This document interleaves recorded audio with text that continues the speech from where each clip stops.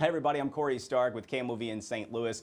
As we get ready for the August 2nd primary in Missouri, we are talking to some of the top candidates in some of the top races across the state. And today we continue to focus on the U.S. Senate race. And we are talking with Congressman Billy Long from Missouri's 7th District. Congressman Long, really appreciate your time. Thank you for being here. So you've been around in politics for quite some time. Tell us a little bit about yourself, a little background. I was born and raised in Springfield, Missouri, and I was an auctioneer and real estate broker. And actually, high inflation is what put me in high interest rates is what put me in the auction business. I was a 24-year-old real estate broker and about to starve to death under Jimmy Carter when interest rates were 16, 17, 18% on a home loan. So I went to auction school and had a very good, successful 31-year career, raised my family. I wanted to run for Congress originally back when Roy Blunt did in '96, but I thought about it for about 15 minutes because our girls were 7 and 10 years old, and I didn't want to be a long distance dad or just see them on the weekends. So this time back in 2009, actually, whenever Kit Bond said he was going to retire and Roy Blunt said he was leaving this congressional seat to run for Senate, I stood up in my living room, raised my right hand, I said, I'm in. And I came through an 8-way primary. I was kind of the laughing stock. I was the one that nobody thought was serious, couldn't win, kind of the Donald Trump of the day. I was a business guy, and they said, oh, Billy's not serious. He just wants to promote his business, which, of course, was crazy. I wanted to go because I thought we needed people that had actually done things with their life, not that had been in politics since in their low 30s and worked their way up the ladder. Explain why you want to make this move over to the Senate as a U.S. Senator, and what would be your top priorities?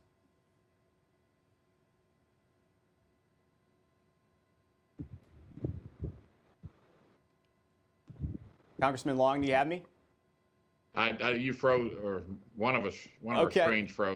I'll start that last part again. Yeah, no problem. Explain why you want to be a U.S. Senator and what your top priorities would be.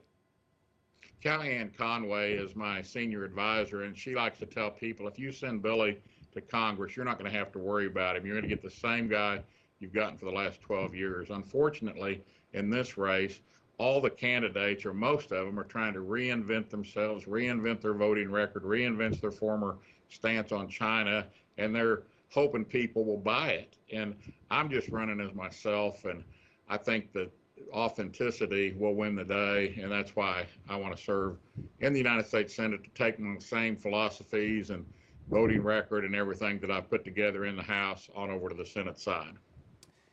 High inflation rate continues to be the biggest issue facing Americans right now. What specifically should President Biden be doing that he's not doing right now to bring that under control? He needs to go back to the Trump policies, but unfortunately he had such a severe case of Trump derangement syndrome. His first day in office, he couldn't wait to undo all the good things that Donald J. Trump had done for this country. And I was watching the Tonight Show the other night, and the host came out and said there's 13.2 inflation rate today. They just announced it's 13.2. And Lewis Harris poll came out recently and said that 71% of the American public think that the president is incompetent. And the host of the Tonight Show was Johnny Carson. It was from July 27, 1979, when Jimmy Carter was in. So it's a mirror image of what we were going through there. So build the wall, continue the Remain in Mexico policy, stop all this illegal immigration, quit spending money we do not have. I have the most conservative voting record of anyone in the race. I know that one of my opponents said that she's very conservative and we need to quit spending money, and crowds will cheer at Lincoln Day for her. And I'm like, you voted for 17 omnibuses, minibuses, continuing resolutions. Let's get real. Let's tell the truth about our record. Let's don't tell these Lincoln Day crowds how conservative we are. And I just like for people to go check the conservative rating services and see who has been fiscally conservative and who hasn't. But spending all that money is what's gotten us into this shape. And now with Ukraine, I didn't vote for any of the bailouts for Ukraine, and there's $54 billion that we've sent to Ukraine that's going to be completely unaccounted for. And it's money that would have been better spent in this country, sealing up our border and stopping the fentanyl coming in that's killing all of our children. As you may be aware, the committee hearings with the January 6th attack on the Capitol have been happening over the last several months, and they have highlighted how everyone in Trump's inner circle wanted him to do something immediately as rioters broke into the Capitol, and the president did not do that. How do you think the president handled that situation on January 6th? On that day, I was there, of course. I wasn't in the mix. I was in my office. I never went across the street to the Capitol because I knew what would be happening on the floor all day long, and I'd just go over when I needed to vote. And as it turned out, I never went over because the pushing and shoving and fighting with the police started pretty quick, and everyone was trying to decide what would be best. I thought that it would be best for the president to come out immediately, come over to the Capitol and say, hey, this is not what we're here for, and try and help back down the crowd. And that didn't happen, so I don't know what his thought process was that day. But I do know that a lot of people that normally would not have done any of that got in a herd mentality and broke 100-year-old windows in the Capitol, and it was a not a good situation at all. So if you think former President Trump could have acted more quickly to possibly save lives and destruction that we saw that day, why are you seeking his endorsement? Hindsight's 2020, and I don't know that he could have done anything that would have saved lives, because I think that Ashley Babbitt was killed before towards the start of it, so I don't know of anything that he could have done. But he's extremely popular in Missouri. I'm the one that originated the phrase Trump train. I've been with him since day one. In 2015, August of 15, I started telling people, Trump train, get on the Trump train. But the night before the first debate, the Washington Post had a pre-party, and Frank Luntz was standing there, and my wife, and Frank looked at me. There's 17 people in the race, 17 Republicans. And he looked at me and he said, Billy, who do you think wins? And I said, Frank, I guarantee you Donald J. Trump's going to win the primary and win the general election. And he just doubled over laughing. So my wife and I walked down the hall to a steakhouse, and we were sitting there eating, and in walks Frank Luntz with who? Mick Mulvaney. And he says, Mick, come here. Billy, tell him what you told me. And I knew what he wanted, so I looked at Mick and I said, Trump's going to win the primary and the general. They both doubled over laughing. Everyone thought I was crazy.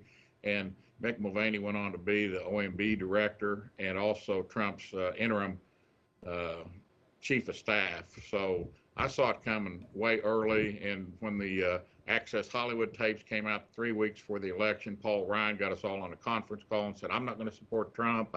I'm just going to save the House. And I blew up. I said, save it for what? A Hillary Clinton presidency?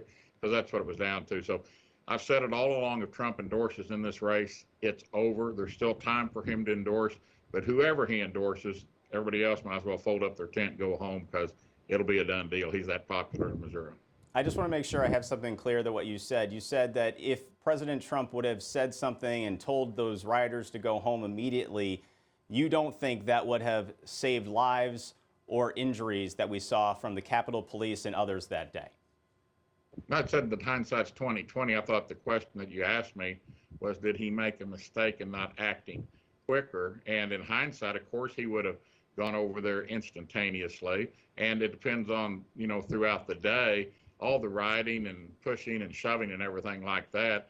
If words from the president could have stopped it, of course, he would have done that. But I don't, it was unfolding, minute by minute. And I don't know that anything the night before, when I got out of the car, I told the guy with me, I said, I hate to think what's going to happen tomorrow, but I thought it would be Antifa fighting with Trump supporters. I didn't think that it would turn into the melee that it was.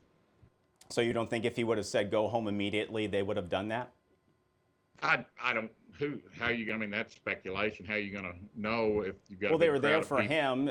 We saw Trump flags and so forth. I just want to be clear, just so we know.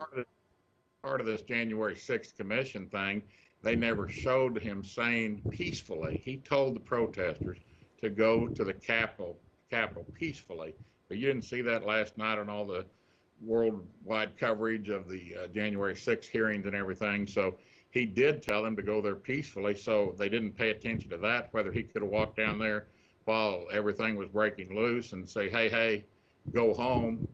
That's speculation. I can't tell you if people would have said, oh, yeah, that's the president, we need to turn around and go home. I'm just afraid it, might not have happened. But it's, like I said, it's, hindsight's 2020. We all would like to know what we thought should have happened, but there's no guarantee. But like I said, he said go peacefully. He didn't say go down there and break windows and go in. And this Ray Epps fellow that was screaming at everybody to go in, and we've got to go in tomorrow, got to break in. Was he an FBI agent? Was he not? We don't know. So there's a lot of things that, in the benefit of hindsight, could have been done differently. Let's talk about the election in 2020. Mike Pence, Bill Barr, and 70 different courts say the 2020 presidential election was fair. Donald Trump continues to say it was stolen. You voted not to certify the election results on January 6th. So I ask, what specific evidence do you have of widespread fraud that would have overturned the results of the 2020 presidential election? There was all kinds of things that were done unconstitutionally, illegally in these different state by states. And if you take Georgia, for example, the Democrats sued the Secretary of State down there, and he got tired of being sued, and he said, I'm going to make a agreement with him to save, to save face, kind of save bad publicity.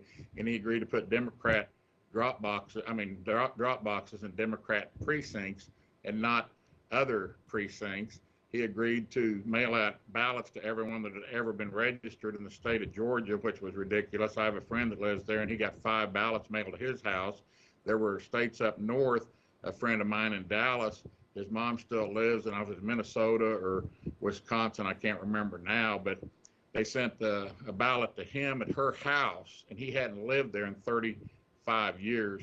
All this COVID thing brought on all these irregularities about this 2020 election. And anyone that thinks that it ran smoothly and above board is not looking at the facts as they're laid out. So you can say if it was, the things were done constitutionally, the state legislature is the only one that's supposed to be able to set election laws. We had judges setting election laws in different parts of the country. We had elected officials on their own volition, Secretary of State's changing election laws, the mail-in balloting that was allowed where it never had been before. There were so many irregularities.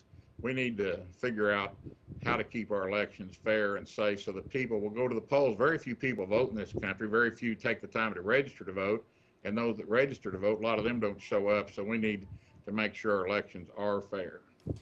And how do we do that? I mean, as we go into this 2020 midterm, what are the things that need to happen if you think elections aren't fair in this country? What are the things that need to happen? We need to stick to the Constitution. I just told you we need to let the state legislatures, if they're going to change election law, do it like the Constitution says. Leave it up to your state legislature, your elected officials, not unelected bureaucrats, or in some cases, judges, and in some cases, elected officials that are doing it on their own volition. So we need to stick to the Constitution. I want to go back to something else that we saw during the hearings last night. They showed the picture of Senator Josh Hawley of Missouri raising his fist to the Trump supporters. And then they showed surveillance video of the senator from Missouri running away from the mob as they attacked inside the Capitol building. What was your take of what we saw from Senator Hawley on that day?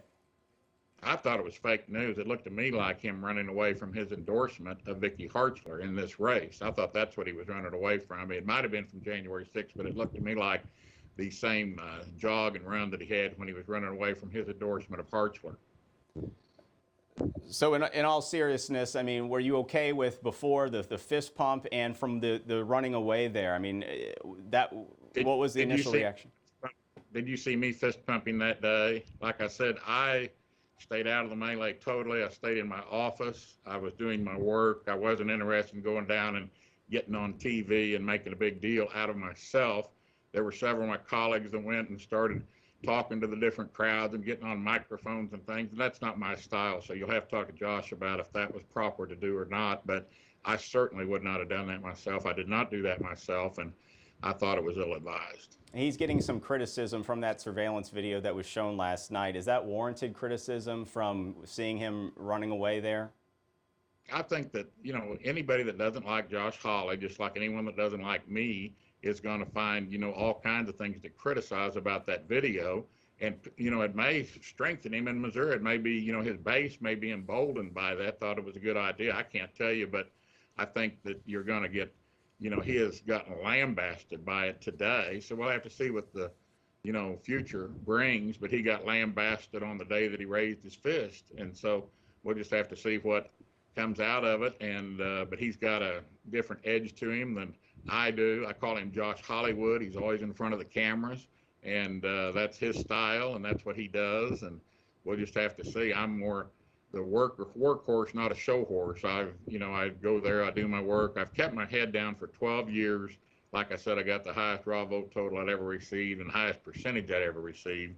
And it's worked very well for me. So just keeping my head down. I've probably been on cable TV 12 times total in 12 years, not 12 times a week like a lot of these congressmen and senators that think they're a big deal and want to run to a camera every time the light comes on. Let's talk about some of the issues that have been making headlines as of late. Should Congress make a federal law outlawing all abortions?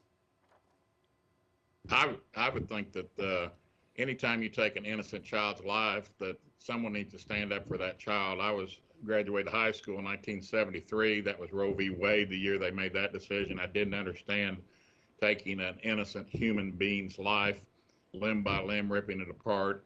And I still don't think that's a good idea today. So I'd like to see a law outlawing abortions, yes. Sir, Missouri outlaws abortions in cases of rape and incest. Explain why that is a good thing. There's a young lady here that works on KWTO radio. She's the producer over there. Her mother was 13 years old. She was raped, and she made the decision to not have an abortion. So an innocent life is an innocent life, whether it was produced by rape or not. So there's a lot of, everyone always wants to go to the rape and incest question. They don't talk about the millions and millions and millions of children that have been killed, murdered over the years through abortion. So that's always their argument. Let's talk about rape and incest. So that's always my answer. You voted against the Respect for Marriage Act here recently. Why don't you want to replace provisions in law that would recognize any marriage as valid under state law? It's already in the law. Marriages, anyone can marry anybody that they want to right now. There's nothing changed. This is just a Nancy Pelosi get out the vote for the Democrats bill she put on the floor this week. And interracial marriage. When's the last time you heard somebody speak out against interracial marriage? I mean, that was part of that. And it's just a Pelosi ploy that I wasn't falling for and I wasn't going to, bite off on. But do you see the other side where there is concern after the ruling on Roe v. Wade, where justices made it very clear they may look at some of these other landmark cases? No, I don't buy that argument at all. Nobody's going to turn back the clock. Same-sex marriage is very well accepted in this country now. Interracial marriage has been for, like I said, ever since I've been alive. And I think that it's just Democrats trying to get people riled up against Republicans is all that you saw on the floor of the House this week. Would you ever support expanding or reducing the size of the Supreme Court? No, I think 9's perfect. I think that's fine. I wouldn't be in favor of expanding or reducing. But I do think that they need to protect the Supreme Court justice. As a very good friend of mine, dear friend Lee Zeldin, running for governor up in New York, had an assassination attempt on him last night with a guy, and they have to guard the Supreme Court justices 24/7 from people trying to assassinate them. And so you haven't seen Biden speak out about that. You haven't seen the Democrats speak out about that's a bad thing. You saw Kavanaugh, I think, chased out of a restaurant the other day, and the Democrats are just fine with all of that. So we need to, tone it down a little bit, and trying to expand the Supreme Court was an idea that came up years and years and years ago. That was a bad idea then. It's a bad idea now. There's talk of getting rid of the filibuster. Would you ever vote for that if you were in the U.S. Senate? No, I think that the filibuster is something that keeps sanity in the Senate side over there, and you can't have mob rule. So I think the filibuster is a very good thing in the Senate. And being an auctioneer, I could filibuster for hours, Let's talk about gun regulations and reform. A new gun law that you voted against prevents convicted domestic abusers from purchasing a firearm for 5 years. Why are you opposed to that law? Because it's getting your nose under the tent. Biden, one day he's talking about what he calls assault weapons bans, and the next day he's talking about a 9mm. The Democrats want to usurp our Second Amendment rights, and you saw what happened in the Indianapolis, or the Indiana, I'm not sure it was Indianapolis, but in the Indiana Mall the other day, where someone started shooting, and someone with a concealed carry permit stopped that in about, I don't know, less than 15 seconds, they said, from 50 feet away. And so trying to have these red flag laws that there's a served with a lady that's a congresswoman from Arizona, and she was in a very, very bad domestic violence situation, going through divorce several years ago. And she said that if they would have had red flag laws in effect at that time, that she thinks she probably would not be here today because they could have come in and taken her gun away from her. If any gun reform needs to happen in this country, what does that need to be? Anything that they can show that will prove that it will help, any of these things. They always talk about the assault weapons, as they call it, ban. But you look in St. Louis, you look in Kansas City, you look at Chicago, the vast majority of the crime that is done with illegally obtained weapons, and most all of them are handguns. And anything that they can do to we defund the police. You don't have as many police out there. We had a policeman tragically shot in Kansas City and killed the other evening. Had one in New York killed last night. And it's all, 99% of it is small arms, handguns. Let's talk about the Russia-Ukraine situation. If Russia attacks a NATO country, should U.S. troops be sent to defend that country? Yes, I think that's what NATO's all about. And you saw that Finland or Sweden and Finland, I think now that are wanting to get in NATO Finland and Sweden that had never wanted to join before. And from what Vladimir Putin has done, I think that NATO needs to stand strong together. And yes, I'd be for sending troops to defend NATO countries just like they should for us. A couple more questions here for you, Congressman Long. I know we've been talking a while. Your opponents in this U.S. Senate race, we tried to get them together for a debate and one-on-one interviews like we're doing today. And some of the top candidates, including Eric Greitens and Eric Schmidt, have not gotten back to us about debates and one-on-one interviews. And we're seeing that kind of trend, not just in Missouri, but elsewhere around the country. What do you make of that trend where some of these candidates don't want to do interviews or debates for their elections? I think it's a sad state of affairs that we've entered into. I think the public deserves to see us all on the stage at the same time, taking the same questions, asking each other questions. And the fact that, the top three opponents in this race, Eric Greitens has, all kinds of footage out there with him with smoke grenades and guns, and he's a big tough guy. And Eric Schmidt has a blowtorch, and I got to admit, I've got blowtorch envy. And Vicky Hartzler put herself with a big gun on the front of a cart and mailed it out. And it wasn't a political piece. It was mailed at taxpayer expense. That wasn't political. That was official office. She mailed that out on to show you how tough they are. But there was one St. Louis debate we had scheduled. They invited only the top four, both Eric's, myself, and Vicky. I agreed. Eric Greitens agreed. Everybody says Eric Greitens won't debate, but he agreed to be there. Vicky and Schmidt seemed to be busy that evening, so they had to cancel that one. Another TV station in St. Louis had one 2 days later, and they invited the top 4 or 6. I think they invited 6 candidates. McCloskey accepted. I accepted. In this instance, Vicky accepted. These TV stations should, if 2 of us show up, if 4, 6, whatever it is, show up, I think they should go ahead and have the debate. We could have had a one-on-one with me and Greitens because both of us agreed to a televised debate that night down here in Springfield with the Greene County Republican Party, which is a big county in the state. We had a debate down here, and Vicky didn't appear because she had a fundraiser with her special guest, Josh Hawley, in Kansas City that evening. That was her excuse. And guess who didn't go to her fundraiser and phoned it in? Josh Hawley. So they don't want to appear with me. They don't want me to talk about how weak they were on China, how they tried to put a Chinese hub in St. Louis, how they sold 40,000 acres of Missouri farmland to China. They don't want me to talk about Vicky's real voting record, where she voted on 17 omnibuses, minibuses, continuing resolutions. Now, she'll talk a good game at Lincoln Day. She'll say, we need to quit all this spending, and the crowd cheers. I'm sitting there going, wait a minute. But I'm not a politician. I'm a lousy politician, I tell you. I think I'm a pretty good congressman. But politics, I've never gotten how you can stand up there and lie about your record and lie about your opponent, which Vicky has done both to me. She put out a statement back in February, her people did, that said 4 of my supporters, 4 Billy Long supporters, and they named them by name, So, if you're going to tell a lie, get all the details in there. They named him by name and said they set Billy down today and told him to get out of the race. They were sorry they'd ever supported him, sorry they'd ever had a fundraiser. One of the four I haven't seen in 3 years. He doesn't even live in Missouri. Two of the four I hadn't seen in 6 weeks. One of them I talked to on the phone a couple of times. It was a 100% fabricated lie, and I called her out on it immediately. She never backed down. She never would apologize for it or anything. And so she cut her first ad and she said, I'm the lifetime conservative in the race. She didn't say I'm a conservative, I'm a lifetime. She said the, which means she's more conservative than me. So I checked her out at Club for Growth, where she had a 61 rating. I had 92. She was tied with Liz Cheney there. At American Conservative Union, I had 87 lifetime. She and Liz Cheney had 78.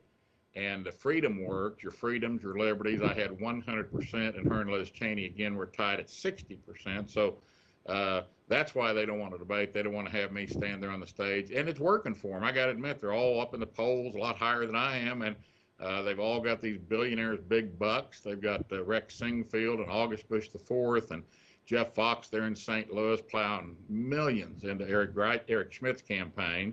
Dick Uihlein, out-of-state billionaire, and Bernie Marcus, co-founder of Home Depot, millions into Greitens' PAC. You got Mitch McConnell, Chris Cox, and David Lehman that set up a mysterious PAC 2 days after Josh Hollywood endorsed Vicky. They set up this PAC and endorsed two people, Vicky Hartzler and Katie Britt. Well, Katie's already won her race in Alabama, but Vicky thought it'd be a good idea to call up President Trump the other day and explain to him what a terrible person Eric Greitens was. And apparently the president took an offense at it, because the next day he put out a very lengthy truth, they call it, on Truth Social, and said he would not be endorsing Vicky. She had, she was the lead dog in the race. She had more money than anybody. She has 5,200 endorsements. She has Kit Bonds endorsed her, and Peter Kinder, a former lieutenant governor, and the Missouri Swamp's in behind her, and all the Farm Bureau and the cattlemen and the corn growers and the pork producers, everyone's for Vicky. And she had all the money in the world, but she really short-sheeted herself by making that phone call to Trump, because he didn't appreciate being told that he shouldn't be saying nice things about Eric Greitens on TV. So she's dropped. If she drops far enough, she might get down to my territory. I don't know, but she's been dropping pretty bad in the polls lately. And she hadn't been to D.C. but one time in the last month, the 22nd of, and no one will ask her about this. I don't know if she'll come on and do your interview or not, but on June the 22nd, she voted in person on the floor. June 23rd, she signed a form, said that she was worried about the ongoing pandemic, which is COVID, and could not physically appear in the House, but she could appear all around Missouri campaigning. Now, she makes $476 a day, 365 days a year, so she's been making $476 a day campaigning in Missouri, saying that she couldn't physically appear in the House. And she did that until this week. And this week she didn't vote. She had proxy vote for, and she didn't vote at all this week until yesterday. We had two little teeny tiny votes in the morning, and we flew out. She came back for those, but she also had a big fundraiser there at Charlie Palmer Steakhouse with Cynthia Lummis. So you got to get your priorities straight. You can't come to work for a month until you have a chance to have a fundraiser. So I'd say that's one of the reasons nobody wants to come on and debate, because I'll tell the truth. I'll tell you how the cow ate the cabbage. I'll tell it straight out. And a lot of people, Sure. just can't handle it. Well, let's end here with you can tell us the truth on this. Will you support Donald Trump if he runs for president in 2024? Definitely, yeah. And he could endorse one of my opponents tomorrow, and I'm still going to support Donald J. Trump, because he got this country. We had the lowest black unemployment ever, the lowest Hispanic unemployment ever, the highest stock market ever, the best economy ever, all while he had his head held underwater for 4 years by the Democrats. Every time he'd come up for a breath of air, is Russia, Russia, Russia, all the Steele dossier, which, dossier is French for a load of crap. And the Steele dossier, the Russian collusion, every time he'd come up for a breath of air, they'd accuse him of something else, all which turned out to be false. So I'd love to have Donald Trump back. I'd like to have $1.89 gasoline again. I'd like to have our border being secured. That wall is rusting down there. It's laying on the ground. You got to paint those things. You got to put them up, paint them, or they're going to sit there and rust. And all these illegals coming over every day. I'd love to have Donald J. Trump back in the White House. You bet. Congressman Long, really appreciate your time. Thank you. And I'm also going to support whoever wins this primary 100%. And I think that Jack Danforth is guaranteeing a Democrat wins Roy Blunt's seat by the shenanigans he's pulling with the carpetbagger John Wood. Eric Schmidt cannot win this. Eric Greitens, Vicky Hartzler, myself, Mark McCloskey, Dave Schatz. No Republican can win in November if Jack Danforth, and you mark my words, if Jack Danforth keeps up this shenanigans. You remember Ross Perot, whenever he was an independent against H.W. Bush, you would have never heard of Bill Clinton or Hillary Clinton. But by Ross Perot being an independent, he peeled off enough Republican votes that it got H.W. Bush beat. And that's exactly what Jack Danforth is going to do. It's despicable. It's deplorable. And as far as I know, I'm the only one that's speaking out about it. But I'm not afraid to speak out about it when he's trying to give this Republican seat over to the Democrats. Appreciate your time, Congressman. Thank you. You bet. Thank you.